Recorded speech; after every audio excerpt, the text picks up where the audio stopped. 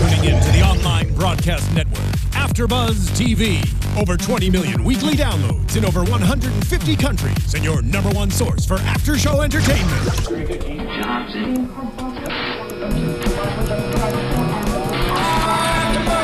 AFTERBUZZ TV, the destination for TV superfans, producing after-shows for over 300 of your favorite TV shows, interviewing celebrities and showrunners, and bringing you behind-the-scenes exclusives. All thanks to E! Entertainment's Maria Menounos, producer Kevin Undergaro, and internet leader Akamai. Now, let the buzz begin! Hey guys, thank you for tuning in to the after show for Sons of Anarchy here at AfterBuzz TV. Oh my god, this episode was so sick! Yes, it was crazy! It was freaking awesome, guys. You're tuning in for Season 7, Episode 10, Faith and Despondency. Oh man, I'm Stephen Lemieux, and I'm joined here today by not Kevin Undergaro, or Matt Lieberman, or Chrisley Kennedy, but... Thaddeus Massey is here to fill in. Yeah, we patched him in. Nice. We patched Thaddeus in. Yes. So, I love this show. I've been watching every episode since it came out. I'm a huge fan. And it's weird, like, doing the after show for it since I haven't done an after show for it. I love just watching the show. The show is amazing. The writing is amazing. Blah, blah, blah. We can get into the episode, but, you know. It's a tough show to do the after show for because when you're watching the episode, you just want to, like, sit there and watch. That's what I'm doing. You don't want to, like, take notes or anything. You just want to enjoy. It was hard for me. So, as you can tell, I have a bit of a cold, guys, so bear with me on that. But, man, this episode, so many times I was just screaming at the TV, like... The scene has no point if we don't find out about Gemma. All right. And finally, the last scene, like, they're dragging it out. It's dragging it out. Yeah. It's got to cut to black on Abel and Jax. It's got to cut to black on. It's got, yeah. All right. There he goes. Oh my God! We were screaming at the freaking TV. God. And I mean, they set it up great. It was the last scene. It was the last shot, and all you see is this perplexed look on Jackson's face, like, what the hell did he just say? Like, did he just say what no. You know, just like the logic of this kid and how he, like, can, you know, organize and orchestrate this whole situation. So let's actually start from the beginning with Abel this season, or this episode. Yeah. So the first thing with Abel is he's got this scratch on his eye, which he says Tommy did. But, I mean, we're assuming it's self-inflicted at this point. As soon as I saw it, I was assuming it was self-inflicted. Well, I mean, I didn't know it was self-inflicted. I didn't know what he possibly... But, I mean, this kid, they watch this kid, like, 24/7. I know, right? Yeah, he's like the president's son. Well, he is the president's son. They watch him 24/7, but they don't give him any emotional support. Right, exactly. So he goes, and Jim was like, what happened to your eye? Oh, it was Tommy. I'll clip his nails. It's cool.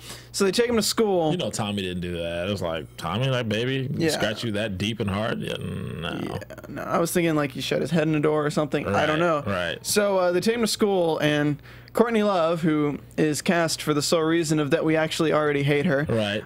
She's lovably hateable. Super lovably hateable. Yeah. And she's like, she's the concerned teacher in this. They're all like, what is that? And of course, Gemma didn't help things by like threatening to beat the crap out of her the last time she had an interaction with her. Right. So she takes him in, asks what happened to his eye. It's like, this is a safe place. You can tell us.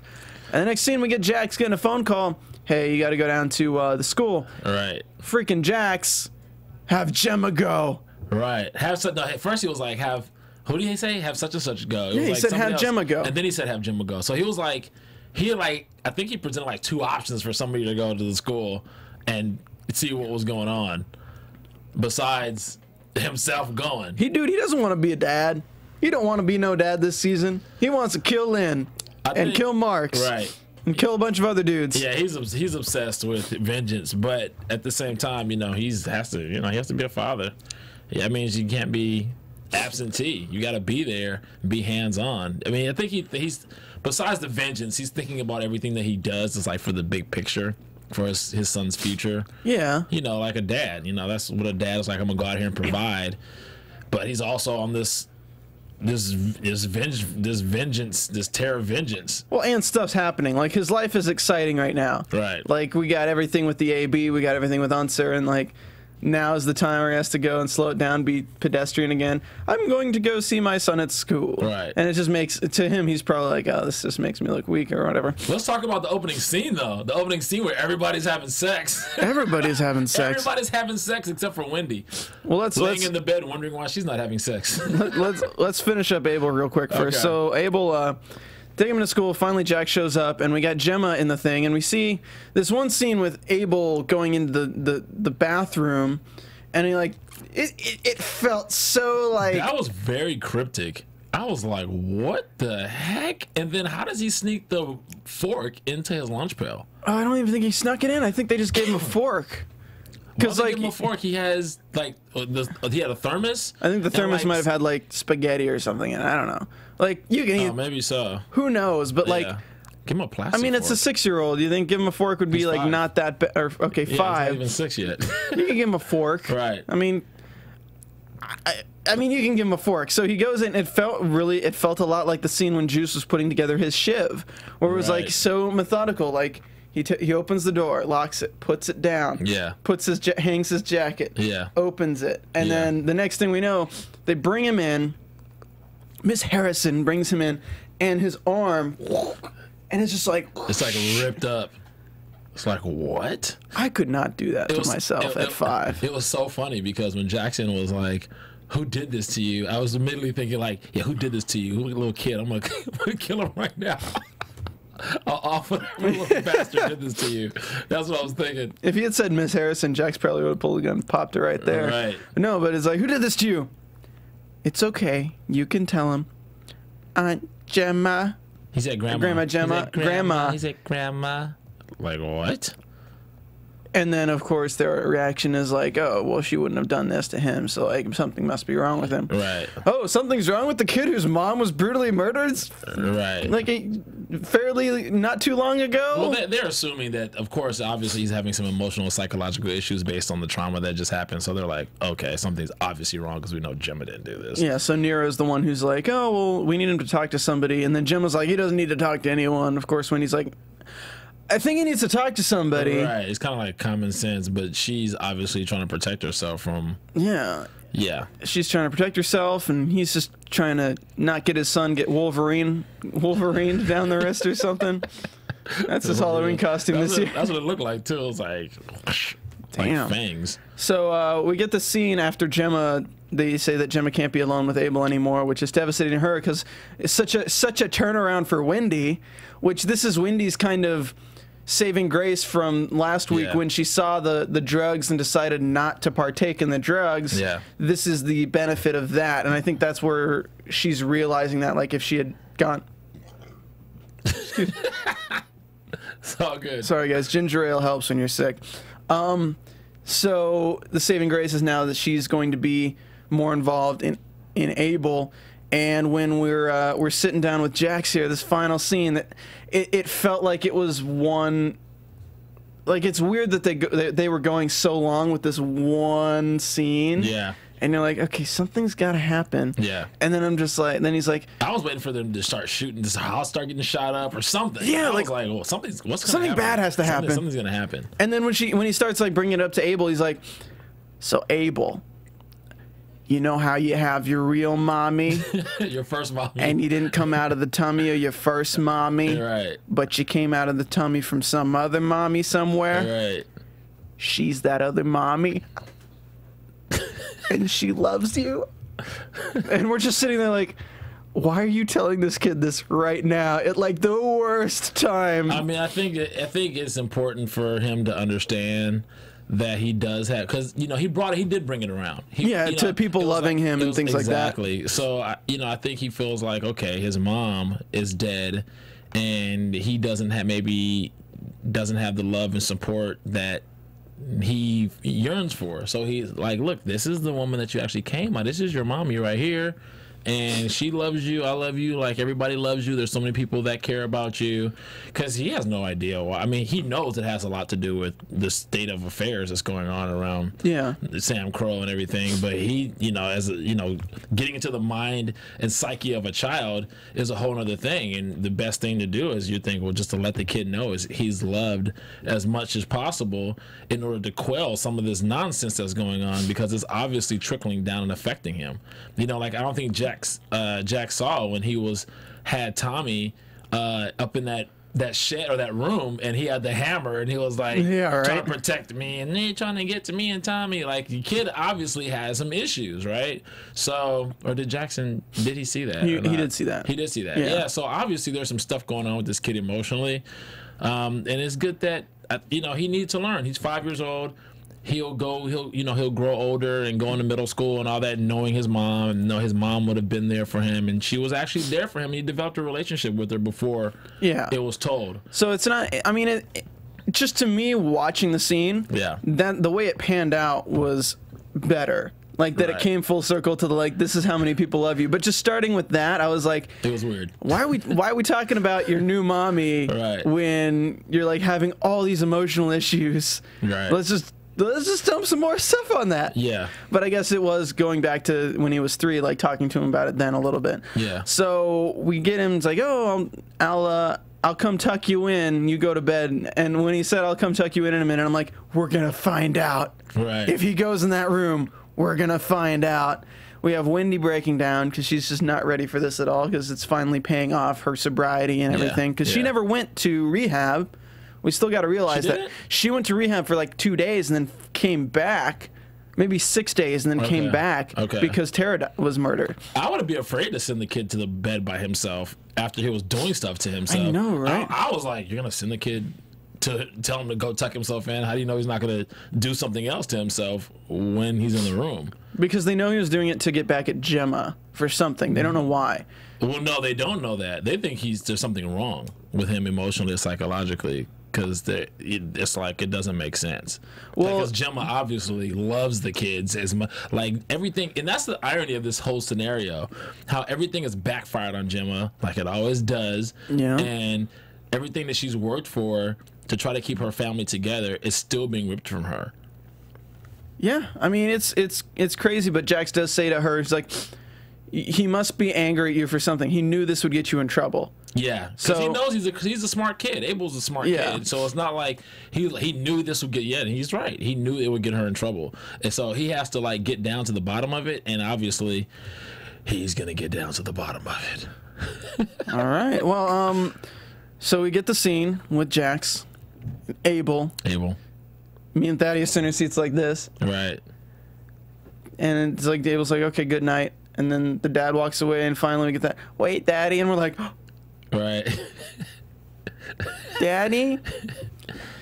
Did Grandma kill first mommy because she wanted me to be with second mommy? Oh, did she kill second mommy so I could be with my first mommy? Oh, yeah, that's right. Did she kill second mommy so I could be more with first mommy?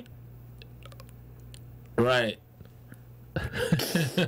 Right. Mind blown. Right.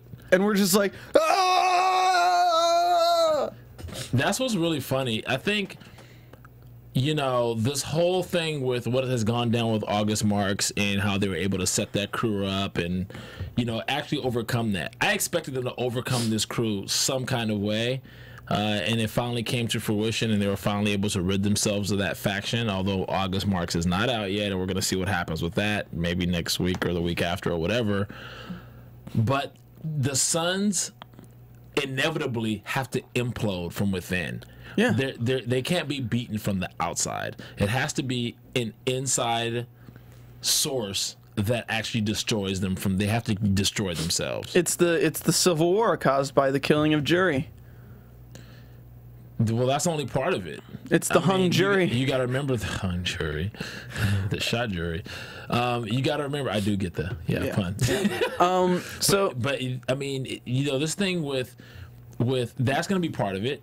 everything that happened with Jury, and then of course everything that's gonna transpire with Gemma as a result of Abel dropping this bomb and him investigating. We see scenes from next week or the following weeks where, if you guys don't watch the scenes, right.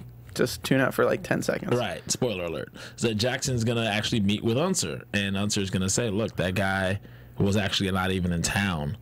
But to Unser, that's just her pointing him out. But to Jax, that's she pointed him out, said it was him, yes, and then watched as they tortured him and put salt on the wounds and killed him, and then stabbed a fork in him. He's done. So like that's to Jax, that's gonna be like, it's got to be the nail in the coffin on his any doubt of whether that's what happened. But you got to remember, everything that he set up, business-wise, was compromised based on this lie. Yeah. Everything that he was setting up to take them into out of a legitimate, guns, to put them in a legitimate situation, which would solidify their future as a club, which will solidify his family and his son's future as being maybe having some kind of future empire or whatever that was all legitimate, and setting them up on a stable future or a potential empire of some sort based on whatever was going on with the business that they had, was all jeopardized because Jackson went on this tear of vengeance based on this lie. This one lie, because Gemma is so insecure, and it's like, dude, well, he wants to leave. You already know he has a good wife. It's his high school sweetheart. She's the mother of his child. She's taking care of his other child that's not even hers, and she's a freaking doctor on top of that. Why the hell would you think that she's gonna turn Jackson over when her and Jackson are thick as thieves just because you don't know everything? Dummy. She's crazy. Gemma, you're a dummy. Crazy. You're a dummy, Gemma. So let's talk about the AB and Egley and this whole this whole craziness that builds up to what happens with Marks. So we're going to talk about the AB, then we're going to talk about Marks and what they do with Tyler. Yeah. And then we're going to talk about how that comes to fruition. Yeah. So the AB, Jax meets with him. It turns out we got this new guy, not Leland, but Otis. Yeah. Otis, who Tully sets him up with. Tully says that he's from another area prison. He's kind of like, he's new school. He's the new school Aryan Brotherhood, where he's not like Leland, who's just like a inbred white trash piece of crap. Right. Is how they put it. Right. So Jax meets up with him, walks up, and Otis is kind of like, "Yeah, how's it going, man?" Otis is like cool. Right. Like as cool as like an he's not like tightly wound at all. Yeah. Like the other guys all are like they're like wound real tight. This guy's like more laid back. Yeah. More, I don't know. It seems like he's more like Tully. Yeah, he's more like Tully. He seems like he puts business before anything else. Before the bullshit. Yeah. So we get Jax asks like, "Where's Leland?" They're like, "Oh, Leland's late." So, because Otis doesn't know at this point, so they go up and we'll see the other guys that had Leland's back, and one talks to Tig about having sex with Venus, which we all know from the first of this episode is very true. Right. And Tig is just so like not there. That was one of the guys that they got a fight with before, I think. Though. Yeah. So Tig is like, Jax holds him back, and Otis is like, "No, you can do it today." Otis just don't give a right. Like, and Tig walks up and is like, yeah, you know, and it's like if you did that, we'd shoot you in the dick. Pulls out his gun, shoots the guy in the dick. He shoots him right in his private area. So one of the Aryan Brotherhood pulls a gun, and everyone has their guns out. They all drew their guns. But when they step on the guy with his dick shot, Butters, you never shoot somebody in the dick. Sorry, South Park reference. A guy pulls a gun on Otis, and Jax blows his head off. Yeah. And that's the end of that guy. Yeah. And then Jax says, "Do it," kills the guy on the ground. Tig knocks him out. Like, Tig's fine with that. Yeah. And Otis was like whatever about it too. What they find out though is that Leland was heading to the hospital to take care of Egley, all Joker Heath Ledger style. Yeah. And so they run out. They call a rat because they want to get there before they kill Egley. Yeah. Because basically, it was interesting what they said though, is because what Leland had in his mind was that Jax had instructed Egley to rat out Leland so Tully would get rid of Leland.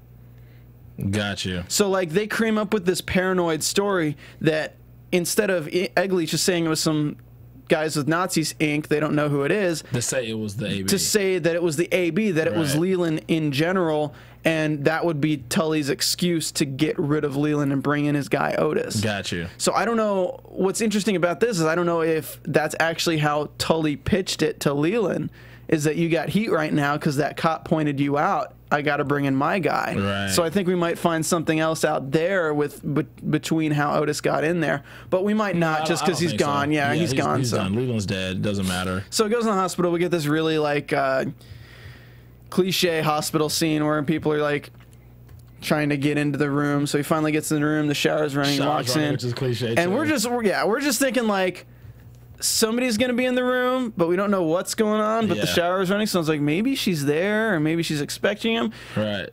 Our boy Unser. Our boy Wayne Unser. Damn. To the rescue. With a freaking... That wasn't cliche, because I don't think anybody was expecting that. A little scuffle Colt with Wayne. 45. Yeah, he had the snub-nosed revolver. Yeah. Yeah, he got Leland, had a little, you know, he almost lost the scuffle, but he won, and he, you know, he's got his shots off first. I was so worried during this scene. They played this one right, because I was worried, and I was like, Unser's the only one trying to find out about Gemma. He's the only one, aside from Jerry, who's like kind of dickmatized by Chibs. Yeah. Only trying to find out about Gemma. He better not just get killed in this damn shower by freaking Leland. If Wayne gets killed by Leland, that would be horrible. I've been bad writing if they would have done that. I would have been like, okay, we need another season if that happens. Yeah. So he shoots him thrice in the chest. We get Jax shows up, and it's actually we get this interesting scene between Unser and Jax, where Unser tells Jax like, I've shot my gun 12 times. Right.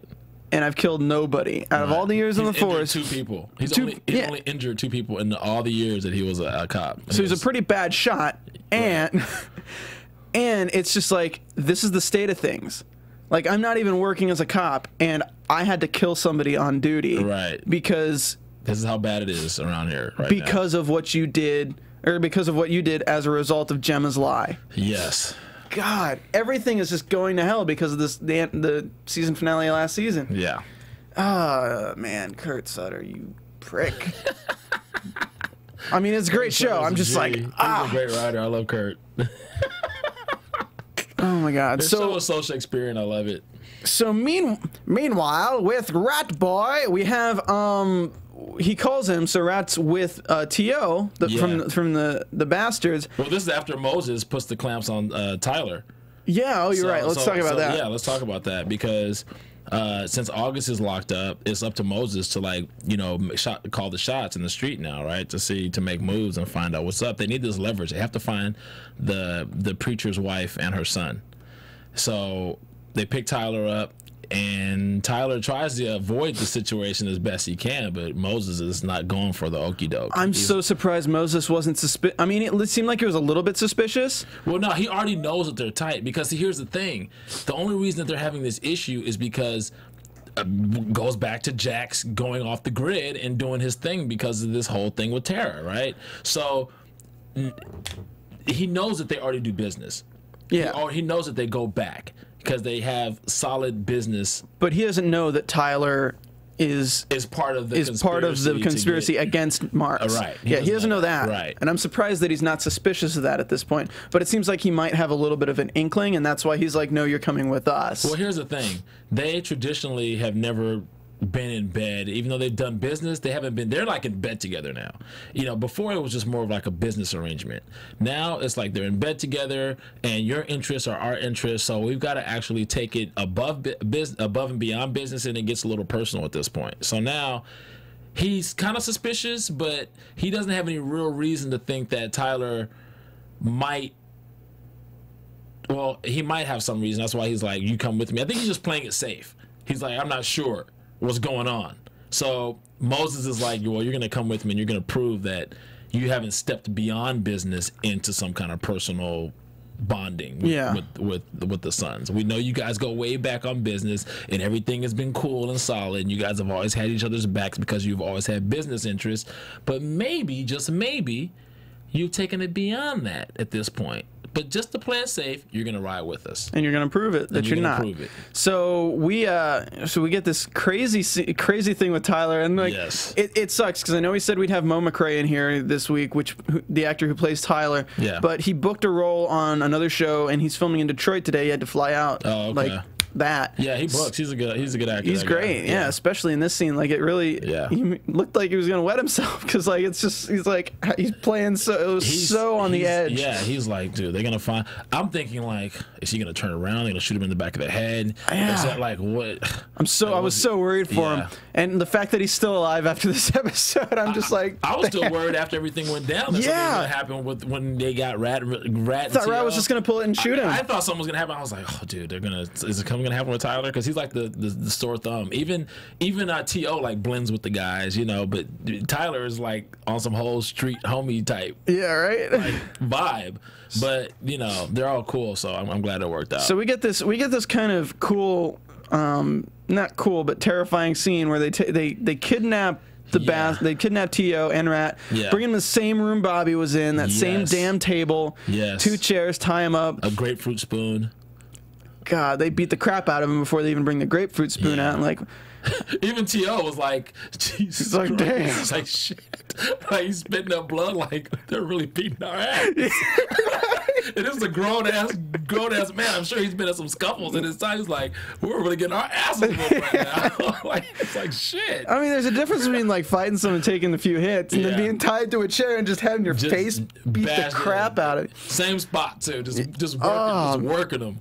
So we get finally he brings out the grapefruit spoon, and T.O. breaks after making a nod with Tyler in the back, and we're like, okay, so he kind of understands what's going on, but what are they going to do? Because I don't think this was part of the plan. Right. So he's like, improvise. I'll give you the address of the cabin.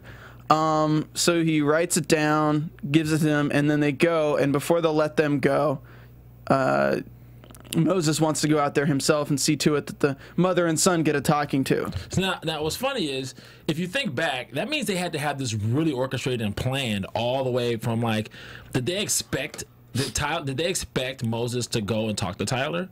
They must have expected that. So the plan... They must have had, like, they were like 3 or 4 steps ahead already. So the plan, I think, was already in the works, with Tyler being the one to tell them where the cabin is.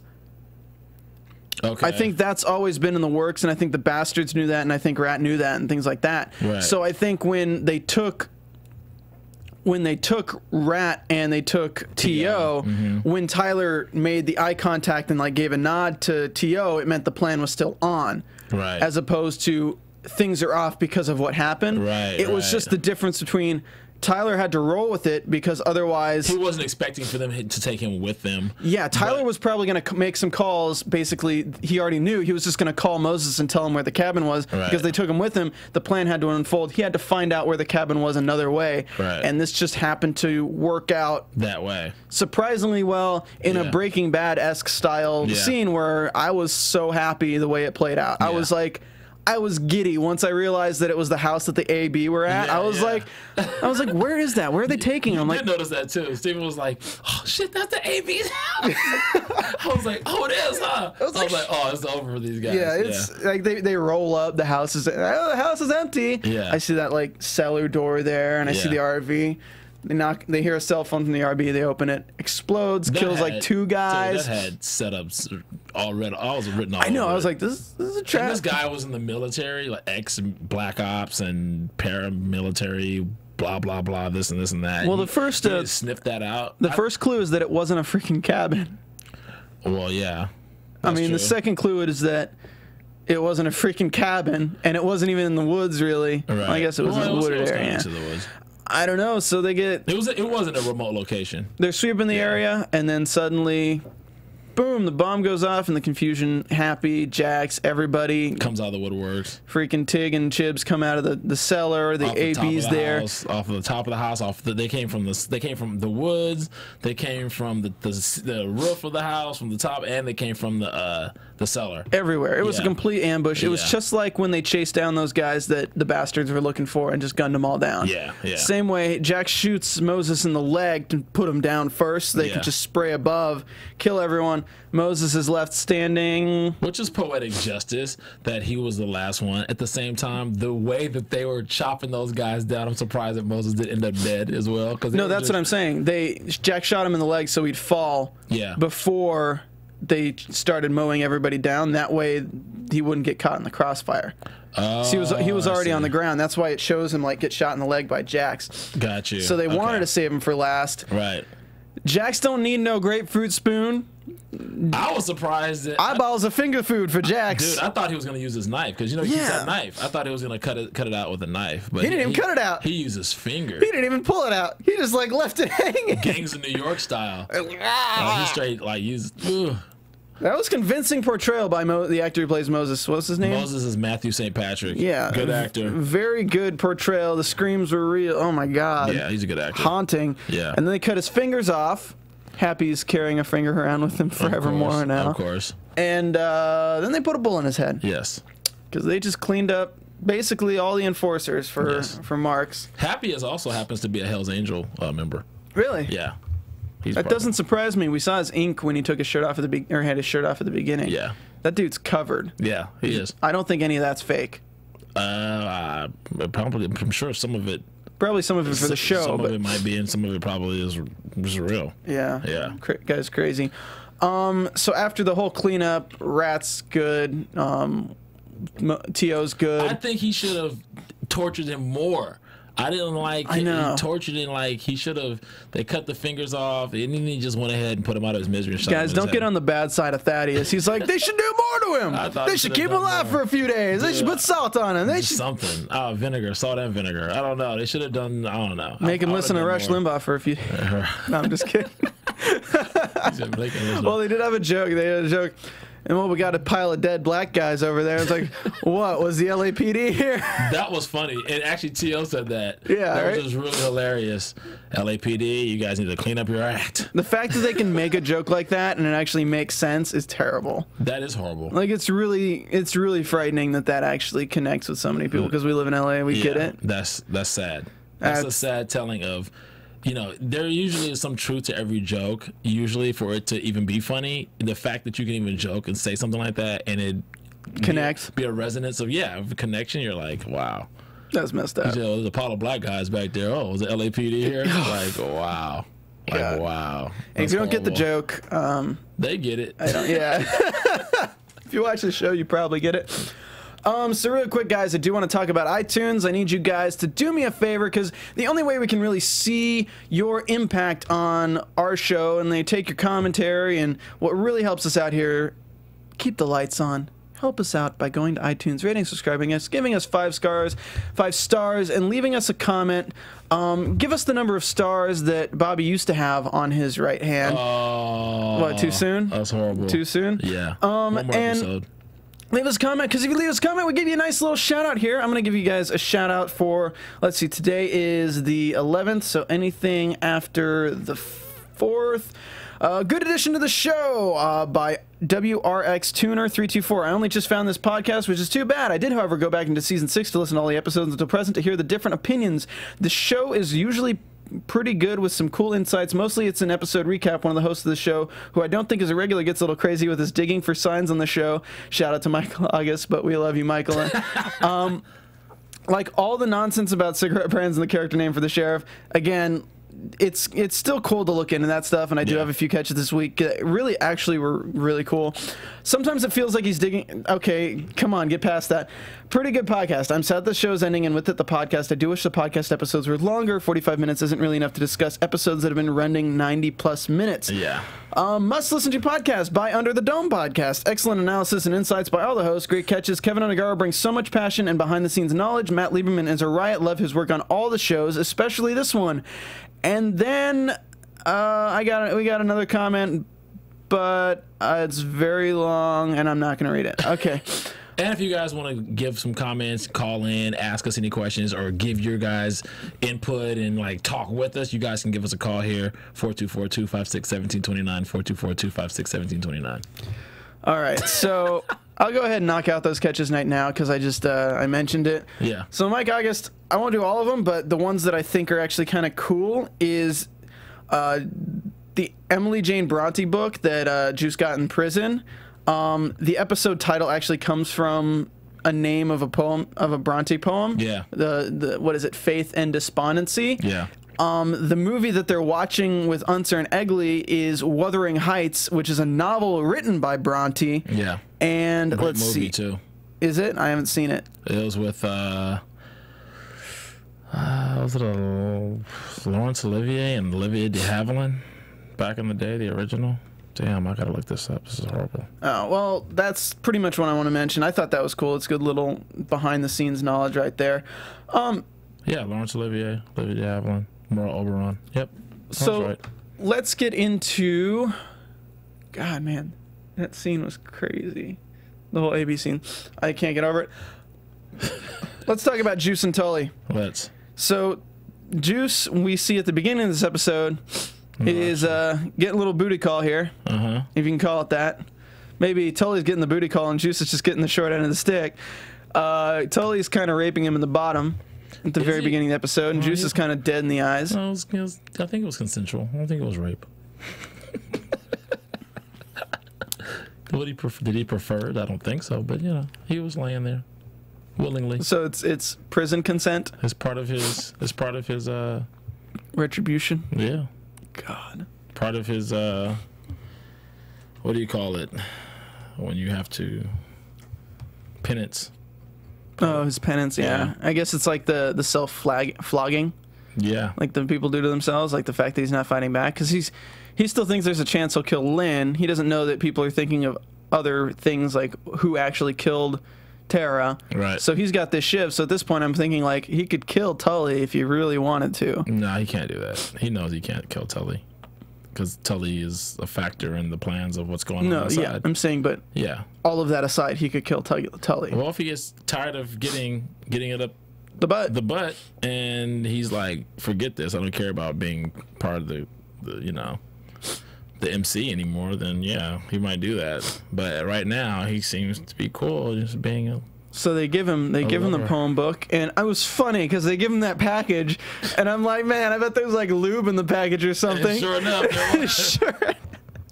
A little Vaseline, a little cocaine, little Coke, and like, so you don't feel it. At least Jackson sent him some Coke, so he doesn't feel it as much. God. It's like, yeah, take a couple of little bumps, and then you'll be okay. Freaking Juicy, man. The fact that he's still alive and just in this situation is just ridiculous. Yeah, but the kind of guy he is, it makes sense that he would end up in this type of situation. Well, they foreshadowed it with him putting the flashlight up his ass.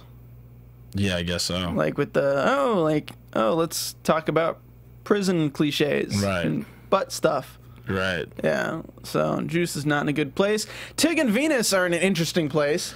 We get a freaking hell of a scene from Kim. Yeah, that's interesting. So we see them in the beginning with Tig having sex with Venus. Yeah. But then when he's leaving and like he sees Venus with facial hair, it's like he doesn't say anything, but he's just kind of like very distant and like. Do you think he was? I thought he was just like, it was almost like he was just going off to work, like a regular day at work. He was just very like, because maybe head in the clouds kind of feel. Maybe he doesn't spend the night. Maybe he just goes over at night, does his thing, and then bounces. And maybe this is the first time he spent the night. Yeah, maybe he spent the night that night, and it's like the reality. So Venus's interpretation of that is that he's embarrassed because he's got the facial hair, because they wouldn't have made it a point for him to scratch the stubble. Well, here's the thing: when someone spends the night and the person goes off like they're going to work, it kind of was like more resonant of what it's like to actually be in a relationship with somebody, which is why guys don't spend the night, ladies, when they go home after, they go home the same night kind of thing. So now he's kind of thinking it's going to make him think like, okay, could this actually be a relationship? Could this be something that for Tiggy? For Tig, would Tig take me seriously in a relationship? I think I've already fallen for this guy. Now, is this something that is viable for us with the kind of life that he lives and the kind of person he is? So it's a lot of things going through this guy's head right now. Yeah. A lot of thoughts, a lot of feelings. He's the realization in the daylight, no makeup, just like you said, he had no makeup on, and the sun is out. You just look in the mirror and like, would this be some kind of life? Not a nighttime come fling. over booty call thing. Like what Venus says in the end, it's like you're trying to live outside the box. You uphold this appearance of being a weird dude, and this upholds that. Yeah. So we get this scene where Venus talks about how he's falling for Tig, and Tig's like, wow, I don't know how to respond to that. Right. And then he's like, you know everything about me. Like he kind of like comes. It's the very first time we've seen Tig actually like open with his feelings in a way. Yeah. Which leave it to Kurt writing his character this way to be the weirdest character ever with the weirdest situation. Yeah. I mean, not just him. Not that him dating a transsexual is weird. It's just the whole situation around it, and that Venus was like an escort and like their whole history with the club and everything. Well, here's the thing. The fact that they have pictures of that kid like getting a blowjob from Venus like for black men, like it's a weird history with this guy. But it's almost like they're partners in crime to a certain degree because they have such a great history. Like they're, they have they see eye to eye, so to speak. They're like two sides of the same piece of paper kind of thing. They are just they kind of just really mesh. And the fact that Venus knows everything about Tig and accepts him for who he is, it speaks volumes about where their relationship really is. Oftentimes you develop something based on this fast life that they're living, and you don't really get a chance to reflect on it. Now what's going on, they've had an opportunity to reflect on it, and now you're realizing that you develop these emotions or whatever. So Tig is like, well, he doesn't have anybody else that really knows him for him. Even his crew knows him a certain kind of way. And they make fun of him for it. Yeah. Venus knows, loves, and accepts him for everything that he is because he knows intimate things about him, obviously, even beyond a physical nature, just how he's constructed and structured, like psychologically and emotionally. And Tig basically replies that he's down for that. Right. Like he's like, put on your dress. We're going out tonight in public. Right. Me and you together. So, people can see us for who we are. I think also the fact that the guy from the AB called him out and he stood up to the dude and shot him in the dick was like him protecting his, like, it wasn't like he was protecting the pride and honor. Yeah, it wasn't so much him like it wasn't even like it was like, oh, such and such called me a name, or it wasn't like it was insulting to him. It was insulting to Venus. Exactly. It was more like, don't talk about my girl like that. Yeah. Don't disrespect what I have over here. Not about me, but about the person that I have feelings for. And that's why he did it. And that's why I think it was like this realization for himself also, like, well, I'm already there kind of thing. Whereas I think Venus, obviously, they hadn't even had this conversation before. They haven't talked about it, but now that they've talked it out and she's expressed herself, she didn't express, or he expressed himself, whatever, to actually, for him to reciprocate those feelings. So I think it was surprising and took her by surprise that he would actually even like reciprocate the same thing. Yeah. So it's interesting to see that this is like laying groundwork for like the final montage of the series and seeing him and her get married. Like, that's kind of what I see coming out of this, is maybe Tig surviving. I don't know. They're laying... I don't know about the marriage. I think maybe... Well, not like marriage, but them... partners, they'll probably just... I don't even see Tig... Them together at the very end of the series. Okay, there you go. For sure. Moving on to Chibs and Jerry. She's crazy. Jerry. Now, you want to talk about a crazy broad. Would it be worth it? Would you stick with a girl like that? Like that? No. No? Definitely not. Not even for a few weeks? No. I'd keep with it for a few weeks. For a few weeks? Maybe like a week or two. That chick would have knocked you out in a few weeks. You probably have a couple of missing teeth.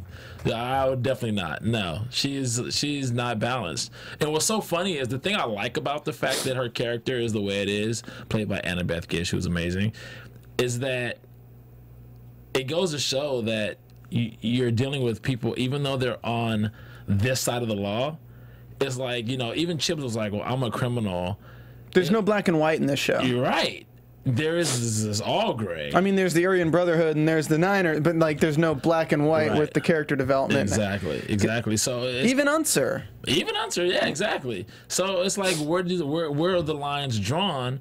Obviously, she's not I mean, even go back to Roosevelt. A totally goody two-shoe cop. She's on the take. She's banging one of the guys who's always under investigation. So, and he basically lays that out for her.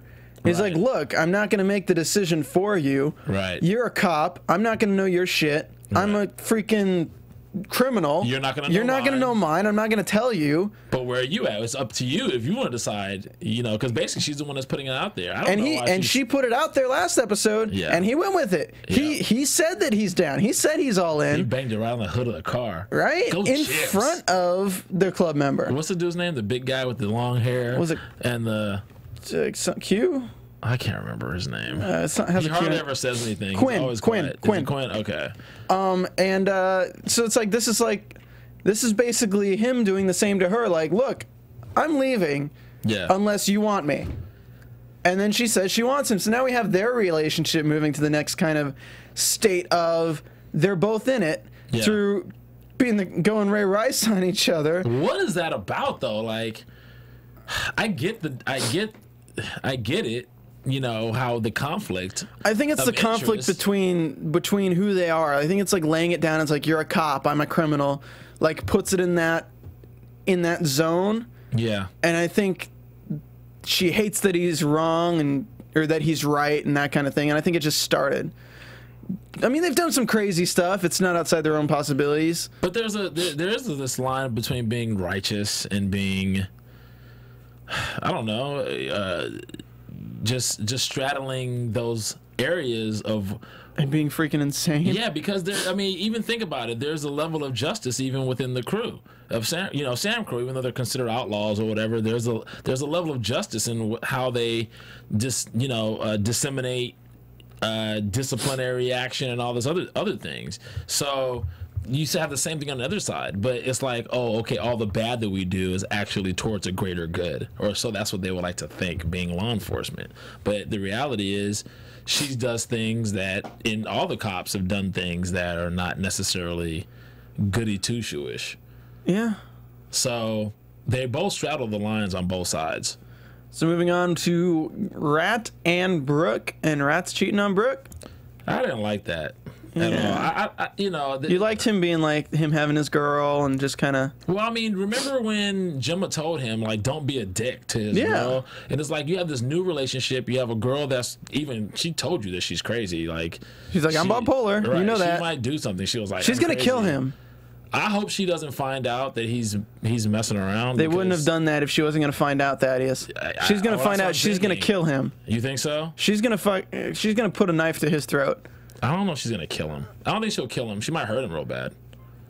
She might come close to ending him, but I don't know. Yeah, that's crazy. But he's an idiot to mess around. I think he's stupid to like mess around. Like I think he's feeling himself a little bit. Like, yeah, I'm an important part of this crew. Everybody's, there's only 4 or 5 of us. So, All right, so I have to discuss something with you, Thaddeus, and see what you think. I'm actually, I'm not going to say my opinion. I'm just going to read this to you and see what you think, guys, because they don't know who the Rat is still. Nobody knows who the Rat is. Well, it can't be Rat. Well, at this point, you'd hope not, right? Okay, so this is a message from Michael August, and this is why he thinks Jerry is the Rat. I think Jerry is the Rat. Pope told Jax that he had police officers on his payroll, namely out of Oakland, and Jerry came from San Jose County. She got herself close to Club through Chibs, and think of the position this puts Chibs in with the MC when Jax finds out that she's the Rat. Remember when the pair were wrapped in red towels in the hotel room? I feel that will prove to be symbolic. Chibs is smitten and under her. Chibs is not smitten and under her control, but Chibs is smitten. It's another consequence. He's not under her control, though. Yeah, it's another consequence of Gemma killing Tara because Roosevelt would still be alive and not out of the picture for Jerry to take over as sheriff, and Sutter could be having fun with her name as Rat, as one of the most famous mice comes from Tom and Jerry. We shall see what happens. Kevin agrees with this theory. Thinks that because she's from up north, where August has his paid off cops and all these reasons, and Matt agrees with Kevin and they think that Jerry's the rat. People, my panel thinks that Jerry's the rat, and I completely disagree, and I just don't see it. Okay, well, what's your opinion on that? I don't. It would make sense at this point. Who else could the rat possibly be? It's Borowski. It has to be Borowski. But isn't that kind of like? Wouldn't that be a little too obvious? Because he's never. I mean, he's never really. He always seemed somewhat shady. Like you can't trust him anyway. Well, I think it's got to be either Borowski or it could be Alvarez.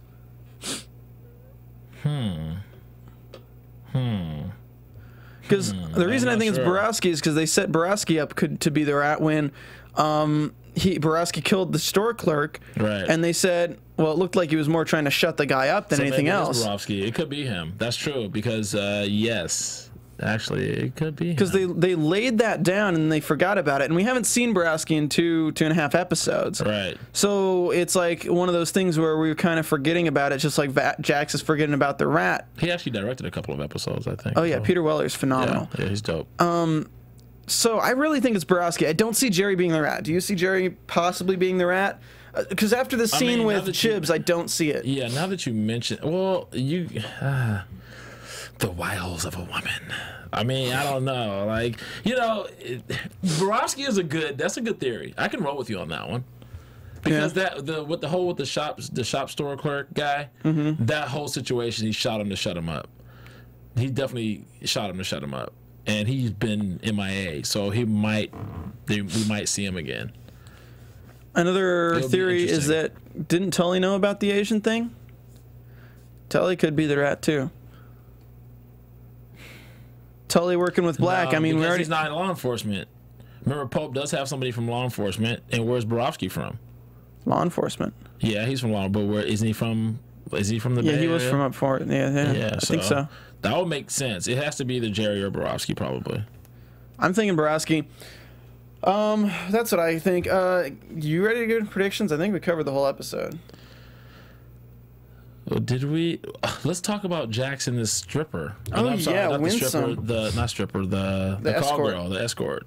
So Jackson Winsome, we were introduced to Winsome in 2 episodes ago. Yeah, she's looked a lot. We thought she was Tara when they were first. I thought it was like a dream sequence, looking like Tara. I mean, it was focusing a lot on Jax's ass.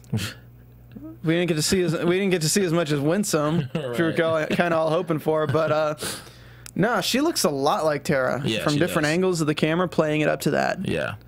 So, and he's feeling her. She's really feeling him. Really feeling him, right? The little reach out for the kiss, like. So, I think something might develop with that. Is she gonna be my third mommy? Oh gosh, here you go. So is Gemma gonna kill third mommy so I can be with first mommy? You need to stop. Mike Tyson. Is he gonna kill second mommy to be with first mommy? You know it killed Wendy when she was like, oh, we can't. I'm glad we turned out to be friends.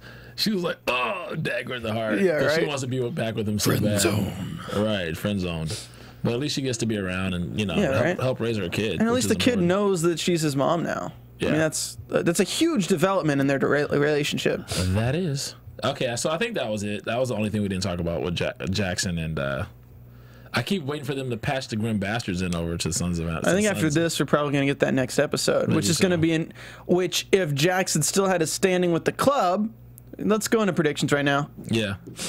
If Jackson still had a standing with the club, patching in black members would not be that big of a deal because they'd be all in the up and up. Right. But the fact that Jax has caused this war, screwed over so many people, and then killed Jury, and everybody in the club is rippling throughout with a impeachment attitude towards Jax, as we're to assume, because of this. He didn't really have a very good reason for killing Jury. Yeah. Just calling him out as a rat and not having a club meeting or having mayhem for Jury. I think that's going to cause the Civil War. I think trying to patch over black could be the cause of the Civil War throughout Sons of Anarchy. It could be the last straw. They'll need an excuse to start. They'll need some kind of excuse. Because at the end of the day, when it comes down to that argument that he had with Jury, they'll never be able to prove either way. Refute what Jackson said, simply because jury's dead, and they won't be able to get another side of the story. And basically what Jack said, it goes like, well, this is what happened, and he pretty much admitted to being the rat, blah, blah, blah, blah. So even though the new president knows that's not the case, there's no way he's going to be able to prove that. Yeah. So they're itching to wait for. If they patch in Black, reason. I think that's going to cause it, though. I mean, Juice is black, and they have a Latin guy. Yeah. Who's not from he's not in the Mayans. He's Our guest from last week. Right. Jacob Vargas. Yeah. So, I mean, what's the big deal? They need the members anyway. They're low on numbers. Yeah. So, what do you think's going to happen next episode? We saw that Challenger, Jackson the Dodge Challenger, running from the cops. I'm not sure if that's going to happen next week. That might happen like a couple weeks from now. But I think that Jackson's definitely going to find out that they got the wrong guy for Tara's murder by talking to Unser about it and finding that out. I think that's what's going to happen. You think he's going to come to the realization that Gemma, for 100% certainty, was the one who killed Tara next episode? 2 episodes from now. Oh, really? Next episode? You think he's I think it has to next episode. How many episodes do we have left? We got 3. No, 2 episodes from now. For the 100% certainty. Yeah. Okay, and then what about... Next week is the investigation. And 2 weeks from now, they're gonna find out. He's gonna find out for sure, and he's going to figure out. And the last episode will probably be the deliberation of whatever Gemma's punishment is going to be, and that's going to be the end of it. What do you think, Jimmy Smits? Jimmy Smits he's. You know what? Things can go either way. He could either, he's one of those guys that always tries to get out, and he's like, he sucked me back in. He always tries to get out, but he can't get out. He's got all these other things, like he's got this woman that's keeping him here. I think it's one of those situations where he's dreaming. He's dreaming about a lifestyle that's not gonna happen. He's because he's too far in, and he has too many skeletons in his past to allow him just to walk away scot-free and something not happen. He might mess around and get killed trying to protect Gemma. Oh, that would suck. Yeah, it would suck, but I think that very possibly could happen with him. All right, well, tell us what you guys think on iTunes by rating and commenting us 5 stars. Go into YouTube, check this video out, leave us a comment on there, and give it a little thumbs up. We like those little thumbs ups. And Thaddeus, tell the fans where they can find you. You guys can find me on all social media at Club Thaddeus. All right, and you guys can find me on Twitter at Stephen Lemieux, StPhenLemiux, as well as doing the Sleepy Hollow After Show here as well. You can find Matt Lieberman on Twitter at Matt Lieberman, as well as all of his source-fed videos on YouTube at Matthew D. Lieberman, and you can find Kevin on Twitter at Undergaro, UNDERGARO. Thank you for tuning in. This has been the After Show for Sons of Anarchy, Season 7, Episode 10, Faith and Despondency. We'll be with you guys next Tuesday at 9 p.m. Pacific Time for Season 7, Episode 11. 3 episodes left, guys. Yes. For the series. It's almost crazy. done. I can't wait till the box set comes out so I can get them. See you next week. Peace. From executive producers Maria Menounos, Kevin Undergaro, Phil Svitek, and the entire AfterBuzz TV staff, we would like to thank you for listening to the AfterBuzz TV network. To watch or listen to other after shows and post comments or questions, be sure to visit AfterBuzzTV.com. I'm Sir Richard Wentworth, and this has been a presentation of AfterBuzz TV. Buzz you later. Yeah, buzz later. The views expressed herein are those of the hosts only and do not necessarily reflect the views of AfterBuzz TV or its owners or principals.